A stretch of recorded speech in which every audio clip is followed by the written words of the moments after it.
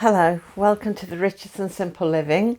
My name's Maria. If you're new here, I vlog home life things, mainly homeschooling, a little bit of urban homesteading and cooking, which is normally in the air fryer. At the moment, I'm doing the 31-day Vlogtober challenge. My eldest daughter challenged me to do it. She said, "Oh, you've got to do it, Mum. Give it a go." So I thought, you know what, we'll give it a try and see how it goes. Can't promise that I'll vlog every day, but we'll give it a try. Anyway, today's vlog, it's not autumnal and it's not Halloween, but it is appropriate for the time of year. We're coming up to November, and November is a time for the memorials, anniversary of the war. I can't remember what you call it. My mind's gone blank. But to the anniversary of the war, anyway, November is when we not celebrate it, but we remember all the fallen and the people who took part in the wars, especially World War II. And I've been recently cleaning out some family things. I've had a few deaths in the family, and one of them was my uncle and his house. He lived in the house that his parents lived in, and her parents, my grandmother's parents before that. And so I come across a letter. I put a lot of stuff together, but I've come across a letter, and I've been given documents as well because I do genealogy. So I've been given this stuff, and I came across this letter, and I thought I might read it to you as it's from my grandmother, and it's been sent to my great uncle, granduncle, her brother, who was in World War II. He was a soldier and he was out in Italy. So I'm going to read you the letter. It's a really old letter. I've got to handle it with care and the paper's quite thin, and paper was thin then anyway, so I've got to be really careful with it. But I'll read you this letter. I just thought it would be nice.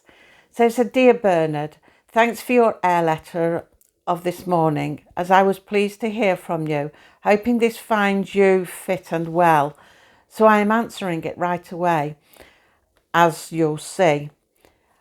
I see it only took 8 days to come, the quickest I've ever had so far.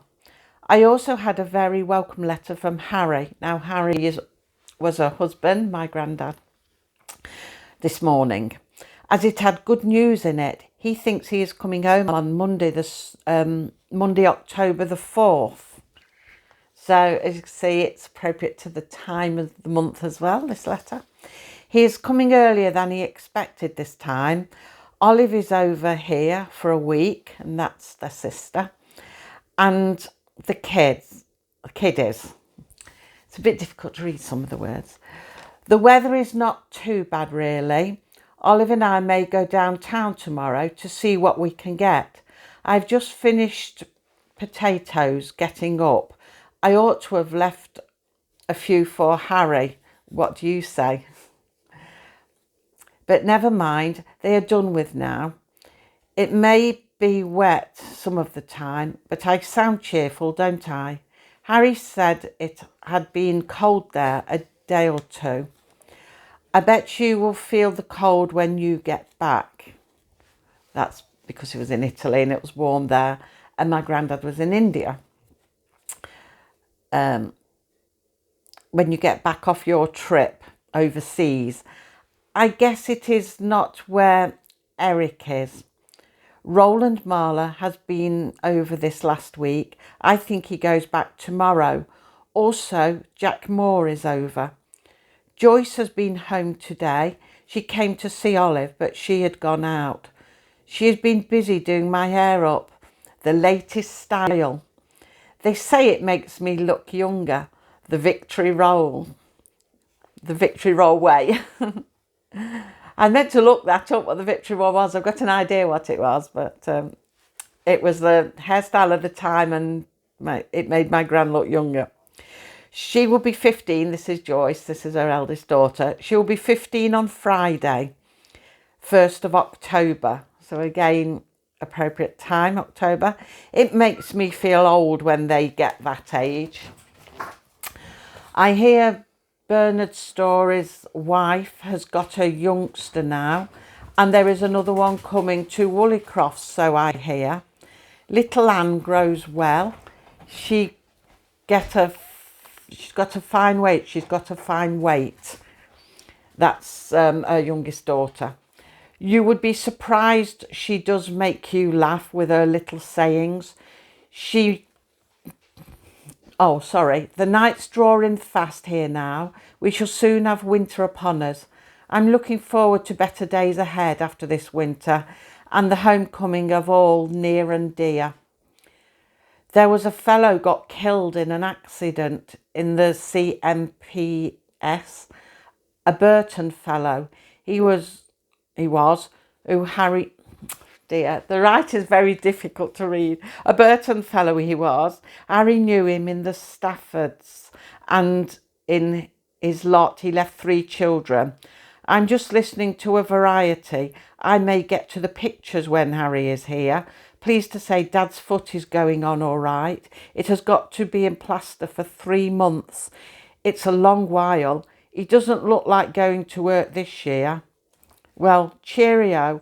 I'll be seeing you soon.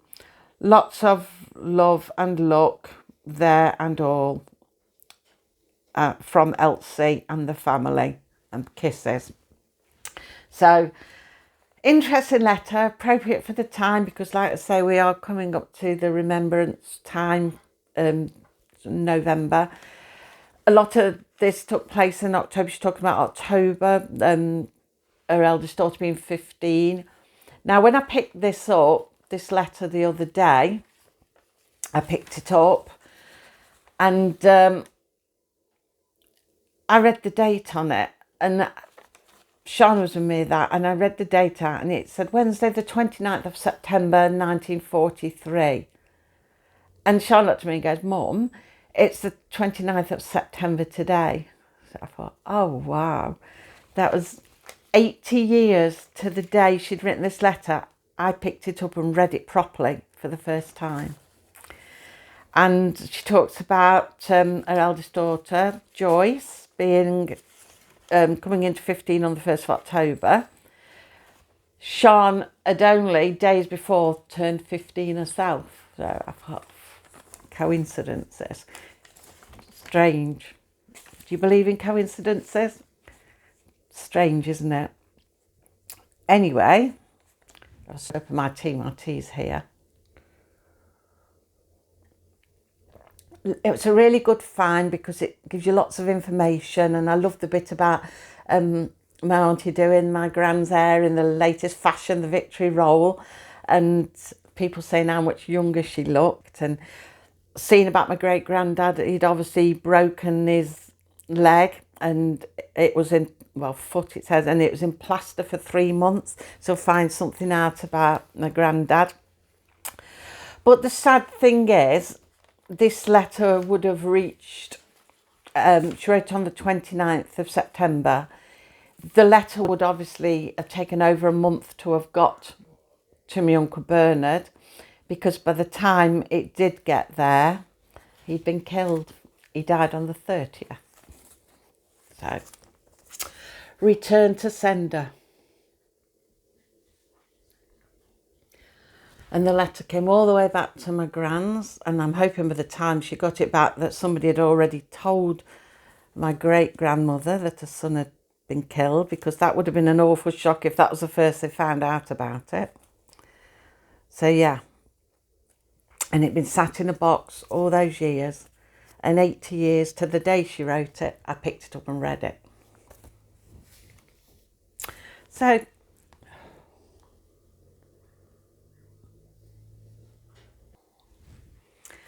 that's that for today. I just thought it might be nice, a bit different. I suppose you can say, if you believe in spooky things and coincidences, about me picking it up and reading it and things like that, and both daughters being 15 and that kind of thing. But, well, I don't believe so much like that. But, yeah, it's quite a sad letter that you know, she was hoping to see him and looking forward to it, and saying about my granddad coming home. Well, my granddad did survive he lived right up until he was 90, so he survived. But great Uncle Bernard didn't. So yeah, I thought that was just something a bit different today, something for you to hear, because it's appropriate to the time when it was written and the time of month. He died on Saturday the 30th of October 1943, and I suppose I could have read it to you on that day, but I don't think I would. So thank you for watching, and join me again tomorrow. Tomorrow will be a normal vlog. It'll be my air frying vlog tomorrow, and we're going to be doing spooky pizzas if it works out well, because I've never done pizzas in the air fryer before, so we'll see how it goes. So like I say, thank you for watching.